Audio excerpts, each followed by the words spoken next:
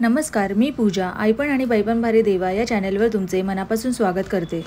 आज आपण या व्हिडिओमध्ये वसुबारसची पूजा कशी करायची ते पाहणार आहोत। दिवाळीच्या सुरुवातीला येणारा वसुबारस हा सण आश्विन महिन्यातल्या वद्य द्वादशी या दिवशी साजरा केला जातो। यास गोवस्त द्वादशी असेही म्हणतात। या दिवशी घरातील गोधनाची पूजा केली जाते। समुद्र मंथनाच्या वेळेस 5 कामधेनू उत्पन्न झाल्या होत्या। त्यापैकी नंदा नामक धेनूस उद्देशून हे व्रत केले जाते। या दिवशी अनेक जन्माच्या कामना पूर्ण व्हाव्यात याकरिता वासरासहित गायीची पूजा केली जाते। आता आपण पूजा विधीला सुरुवात करूया। सर्वप्रथम आपण दीपपूजन करून घेऊया। दिव्याला हळदी, कुंकू, तांदूळ आणि फूल अर्पण करावे। दीपपूजन करून झाल्यानंतर गणपतीची पूजा करावी। जर तुम्ही सकाळीच देवघरात गणपतीची आणि श्रीकृष्णाची पूजा केली असेल तर पूजा मांडणीमध्ये गणपती आणि श्रीकृष्णाची पूजा नाही केली तरी चालेल। सर्वप्रथम श्री गणेश आणि श्रीकृष्णाचा पंचामृतानी आणि जलानी अभिषेक करून घ्यावा। तर इथे मी एका नागिनीच्या पानावर गणपती बाप्पांना विराजमान केलेले आहे। त्यांना हळदी, कुंकू, तांदूळ आणि फूल अर्पण केलेले आहे। तसेच दुर्वाही अर्पण केलेला आहे। आता आपण श्रीकृष्णाची पूजा करून घेऊया।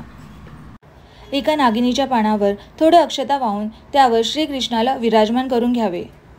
श्रीकृष्णाला हळदी, कुंकू, तांदूळ आणि फूल अर्पण करावे।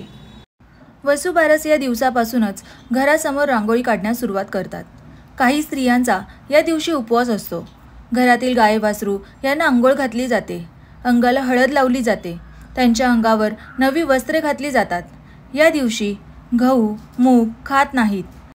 तसेच स्त्रिया बाजरीची भाकरी व गवारीच्या शेंगांची भाजी खाऊन उपवास सोडतात। शेतामध्ये भरपूर उत्पादन व्हावे आणि आपल्या मुलाबाळांना चांगले आरोग्य मिळावे व सुख लाभावे म्हणून ही पूजा करतात। या दिवशी संध्याकाळी घरातील तुळशी पुढे आणि दारात परिसरात दिवाळी सणांच्या प्रारंभानिमित्त पणत्या लावून रोषणाई करण्याची पाडती आहे। आता आपण गाय वस्त्राची पूजा करून घेऊया। जर तुमच्याजवळ गाय वस्त्राची मूर्ती नसेल तर नक्कीच वसुबारस या दिवशी गाय वस्त्राची मूर्ती घरी आणावी। या दिवशी आणलेली मूर्ती ही शुभ फलदायक असते।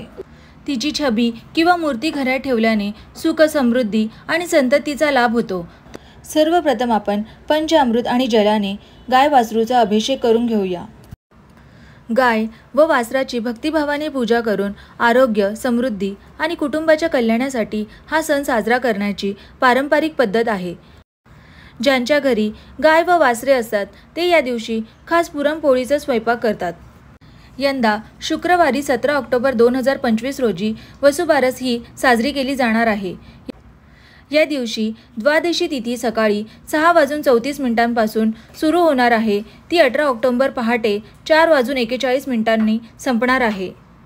17 ऑक्टोबर 2025ला सायंकाळी प्रदोष काळात 4:30 वाजल्यापासून ते 6 वाजेपर्यंतचा शुभ मुहूर्त सांगितला गेलेला आहे। गाय वस्त्राचा अभिषेक करून झाल्यानंतर त्यांना हळदी, कुंकू, तांदूळ आणि फूल अर्पण करावे। तसेच निरंजनाने गायीचे ओवाळण करावे। गाय व वासराची पूजा झाल्यावर गोवस्त व्रताची कथा ऐकावी किंवा वाचावी अशी परंपरा आहे।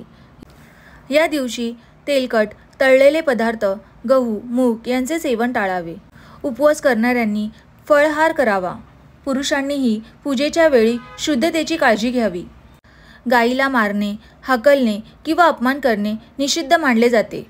पूजा भक्तिभावाने आणि नियमाने केली तर तिचे अधिक फळ मिळते। गाय व वासराची पूजा करण्यामागे अत्यंत गहन धार्मिक महत्त्व आहे। गायीत 33 कोटी देवता वास करतात असे धर्मशास्त्र सांगते।